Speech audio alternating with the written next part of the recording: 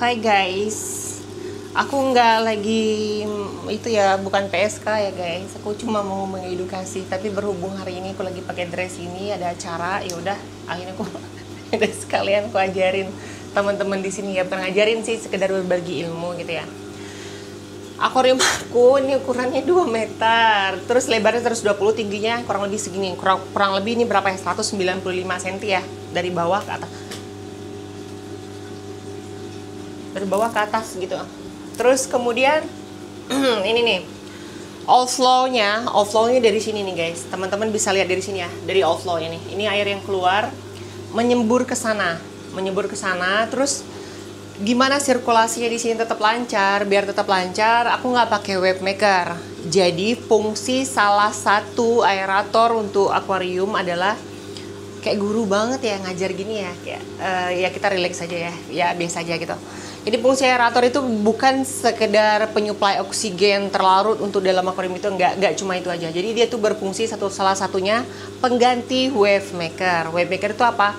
Kayak itu loh yang nyembur air itu tuh, yang kayak ombak-ombak, jadi ngedorong air biar perputaran dalam akuarium itu tetap lancar gitu, sirkulasi di dalam akuarium kita gitu.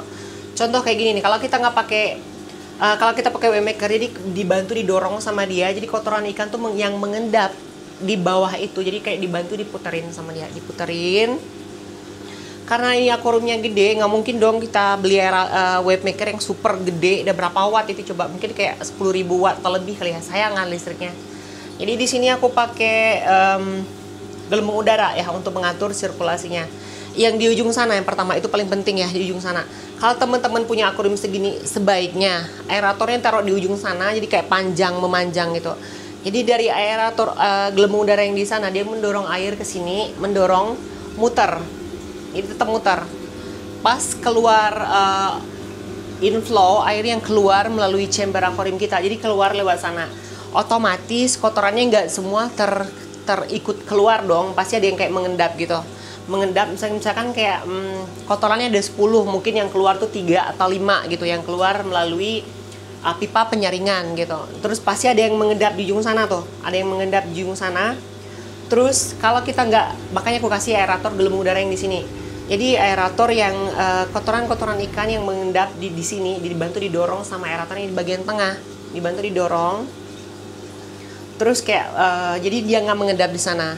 Jadi sirkulasi di sini tetap lancar kayak gitu, tetap lancar begini, muter-muter terus. Terus kemudian masalah hardscape. Kalau teman-teman di sini menanyakan, lah itu bukannya bagusnya nggak pakai hardscape ya? Sebenarnya di tank predator itu di alam, di habitat kayak mau ngelon. Jadi di habitat aslinya dia itu mereka butuh tempat untuk berlindung ya. Contoh kayak ikan predator yang besar nih, yang predator yang besar pasti dia ngeburu ikan yang kecil. Ikan yang kecil ini mereka ngumpet, kalau contoh kayak gini deh. Kalau pibas ini lagi birahi, ada masa birahinya gitu, ikan pasti ada masa-masa gitu juga. Jadi dia tuh akan memburu ikan-ikan yang kecil-kecil. Jadi mereka tuh bisa ngumpet. Itu kenapa perlu hardscape begini gitu ya, supaya kayak tempat alaminya gitu. Ikan predator berbeda sama ikan koi. Kalau ikan koi nggak perlu namanya tempat bersembunyi, nggak perlu tempat yang yang kayak gini-gini, karena mereka bukan termasuk ikan predator. Jadi mereka tuh hidupnya terlalu lebih santai gitu ya. Kalau ikan predator kan mereka pemburu gitu ya, jadi kayak dia bakal memburu ikan-ikan yang kecil lainnya gitu. Gimana cara bertahan mereka di alam liar ya? Mereka dengan cara bertahan ngumpet gitu. Terus kemudian sili api, kan di sini ada sili api ya, ada sili api. Terus kemudian makanya aku kasih bebatuan supaya mereka itu bersarang di bawah bebatuan begini, bersarang di bawah bebatuan, di bawah kayu-kayu kayak gitu, biar mereka merasa lebih nyaman, lebih aman gitu. Ikan perot, kalau mereka mau bertelur, pasti mereka mencari tempat yang agak tersembunyi, yang kira-kira tidak dijangkau sama ikan lainnya gitu. Kamu mau masuk? Bebek mau masuk? Bebekku iseng mau masuk deh guys, nanti aja deh. Jadi mereka bakal bertelur di tempat-tempat yang agak tersembunyi. Contoh yang kayak di bawah sela-sela batu, di bawah kayu-kayu kayak gitu. Terus hardscape ini memberi pengaruh nggak sih? Maksudnya nanti kalau ikannya berenang, kalau kesenggol batu, kalau kesenggol kayu, baret nggak sih badannya? Pasti baret kalau mereka kesenggol. Tapi ikan itu ada sensor. Sensor apa? Yang ini contoh arwana deh. Ini di bagian badannya ini, di tengah-tengah sini, itu bukan cuma sekedar bagian aja ya. Itu adalah sensor apa namanya? Aku lupa. Ya itu istilah kedokteran yang tahu ya. Mungkin dokter Cita tahu, aku nggak lupa aku namanya ya. Jadi dia tuh walaupun dalam keadaan gelap, dia tuh mampu mensensor benda-benda yang ada di depannya dia. Contoh kayak ikan baung, ikan baung, bukan baung, siapa namanya? Papuasa, ikan lele. Mereka tuh kan ada kumis. Kumis itulah sensornya dia untuk mendeteksi getaran-getaran yang ada di sekitar mereka atau benda-benda asing di depan mereka gitu. Jadi walaupun mereka matanya, ada beberapa ikan yang matanya nggak begitu berfungsi dengan baik, kayak si Agus ya. Agus sedih banget gitu ya. Nah, tapi kalau ikan ini lain, ikan GT, kenapa ikan matanya gede? Karena ini mereka pemburu handal. Jadi jarak jauh pun mereka bisa lihat. Nggak semua ikan. Coba teman-teman lihat ikan lele, kenapa matanya kecil? Terus kemudian ikan GT, kenapa badannya kecil tapi matanya gede? Karena mereka itu benar-benar ikan predator yang pemburu hebat gitu ya. Beda dengan ikan lele. Kalau ikan lele tadi ya mereka menggunakan indera yang kayak kumis-kumisnya itu loh untuk mendeteksi mangsa atau benda-benda yang di depannya dia gitu. Terus sebenarnya aku fakultas ilmu komunikasi tapi nggak mengajarkan tentang ikan juga. Jadi aku berbagi pengalaman ini berdasarkan, bukan pengalaman sih, berdasarkan ilmu yang aku dapat juga ya, bukan dari itu, dari tahu ya. Nah, kayaknya gitu deh intinya gitu ya. Terus kemudian teman-teman menanyakan masalah apalagi tadi, kita mau bahas masalah erator tapi kenapa membahas masalah ikan ya? Ya erator tadi, kalau kita nggak menggunakan erator bisa juga menggunakan wave maker. Sebenarnya outflow yang gue kasih di sini, air yang keluar dari chamber di sana ini 30.000 liter per jam. Kenceng nggak sih? Kenceng. Tapi karena debit air aku ini terlalu kuat, besar, banyak gitu ya. Jadi dia itu nggak mampu untuk mensirkulasikan, kayak nggak mampu, sirkulasi itu kurang lancar karena debit itu besar banget gitu. Makanya dibantu sama aerator yang di ujung sana, yang di sini. Sebagusnya kalau teman-teman kalau nggak pakai hardscape begini, nggak usah taruh di tengah-tengah. Selain jadi penghias, ini juga fungsinya tadi ya untuk memperlancar sirkulasi air di dalam akuarium tadi. Jadi kalau teman-teman tanknya polos, nggak usah pakai gini-ginian, cukup di depan situ aja. Jadi di ujung sana teman-teman kasih full aerator. Di ujung kan ada batu aerator yang panjang ya, kalau nggak pakai uniring deh yang panjang gitu. Jadi akhirnya gelembung udara keluar dari sana, terus diputerin sama dia ke sini-sini, diputerin, jadi kayak muter terus gitu, nggak berhenti-berhenti. Tapi karena di sini banyak hardscape, otomatis kotoran kursinya nih ganggu. Aku pindahin dulu guys. Astagfirullahaladzim, seksi banget sumpah, kayak PSK kok guys. Jadi jadi gini nih, jadi kayak air kotorannya nggak keluar semua, jadi kayak bakal mengendap di sana. Ini bootsnya keren loh, nih bootsnya nih, boots preman nih kayak gini nih, tuh enak tahu pakai boots gini. Kotorannya jadi nggak semua muter ke sana, jadi nyangkut di sini nih. Nyangkut di sini, mentok di sana, jadi dibantu keluar, didorong sama aerator yang di tengah-tengah gitu. Aerator yang di tengah-tengah ini berfungsi bagus banget ya.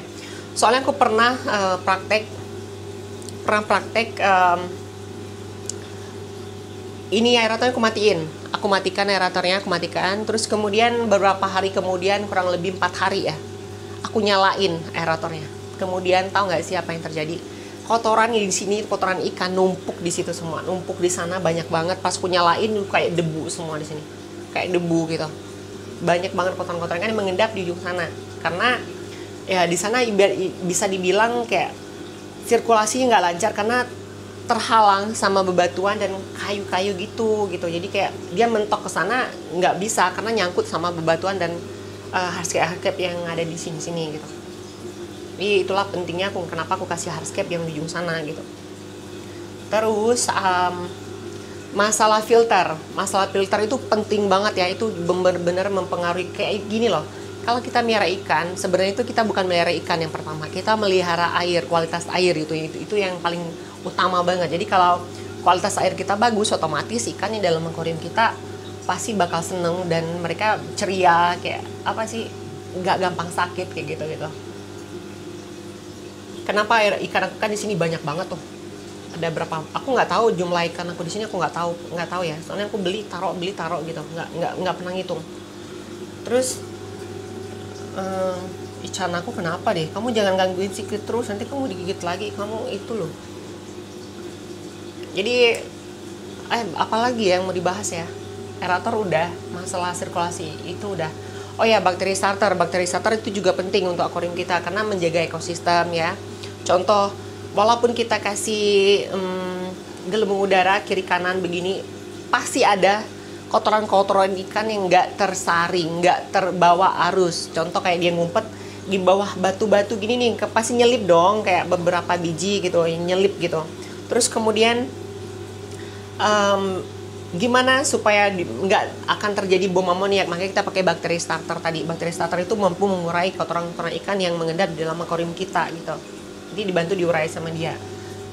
Terus ya pas kasih makan ikan nih, biasanya kan ada kotoran-kotoran ikan potongan yang nggak itu ya, nggak kemakan gitu, jadi kayak ngumpet ngendap di bawah gitu. Hai, ih pengen barbecue kamu, gendut banget ya badannya.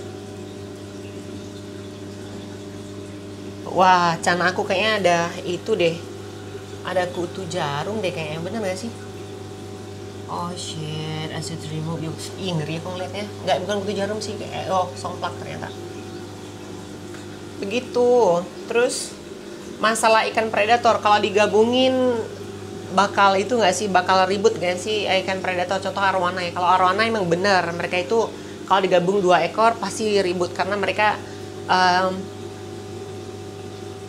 gimana yang ngomongnya ya, kayak mereka itu nggak suka ada yang lain lebih, ada tank ikan arwana yang lain nih, jadi itu mereka tuh mau menguasai di tempat itu tersendiri, tempat itu tersebut gitu. Terus minimal konten kalau untuk arwana sendiri itu 5 ekor, itu udah minimal banget ya. Kalau 3-4 itu udah pasti kayak ribut-ribut terus. Kalau mereka rame, kalau keramaian, jadi mereka tuh nggak ada waktu lagi untuk ribut-ributan karena mau ribut kesenggol sama yang lain kayak gitu-gitu. Kalau tanknya rame begini, kalau rame-rame begini jadi lebih aman ya, karena mereka nggak bakal, ya nggak, jarang ribut gitu. Tapi ada juga yang iseng sih, contoh kayak arwana aku 1 ekor yang mana sih, mana ya arwananya ya, yang ini nih, yang kecil nggak kelihatan ya, itu yang kecil yang di ujung sana, ini yang kecil-kecil ini nih, dia tuh agak agresif.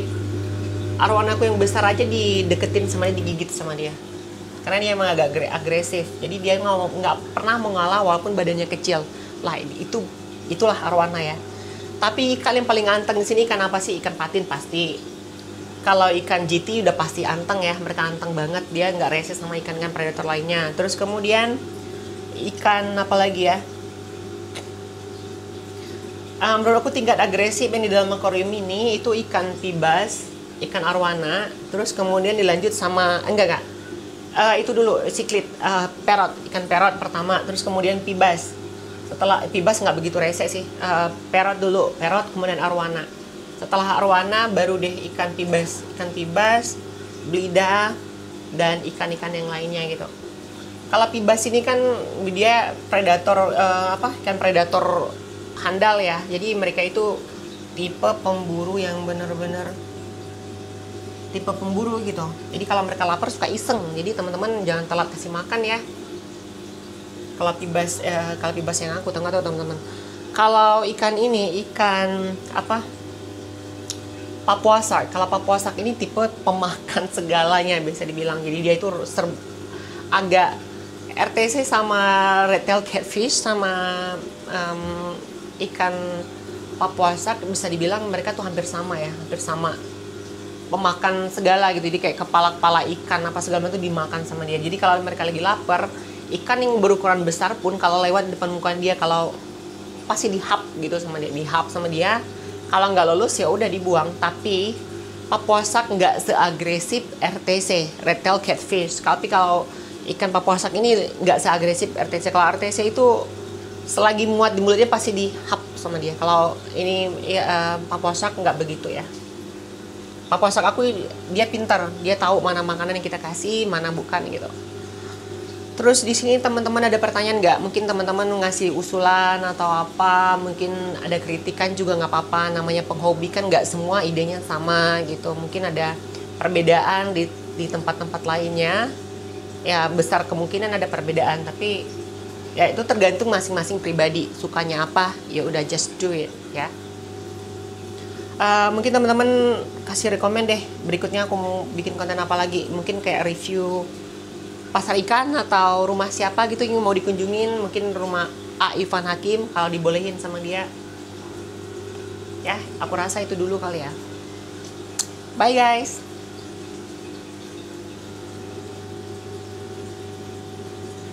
Ini gede banget. Badannya kayak apa ya? Endut gitu. Aku sukanya ikan malah yang bukannya yang kurus-kurus ya. Suka yang endut-endut begini nih. Ikan jiti ku kesayangan aku banget nih. Banyak yang mau beli tapi aku nggak kasih, aku nggak mau karena aku suka. Koleksi pribadi guys. Aku mau nambahin ikan brikon lagi deh kayaknya. Aku mau nyari ikan brikon yang betina. Kasih betina biar ada teman yang si jantan. Soalnya kan 2 ekor tuh jantan semua ya.